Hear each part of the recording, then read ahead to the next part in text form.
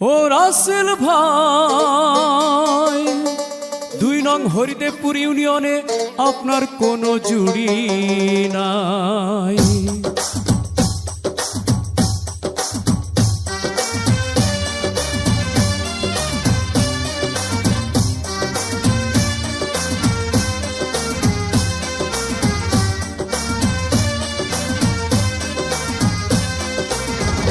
রাসেল ভাই আপনার কোনো তুলনা নাই।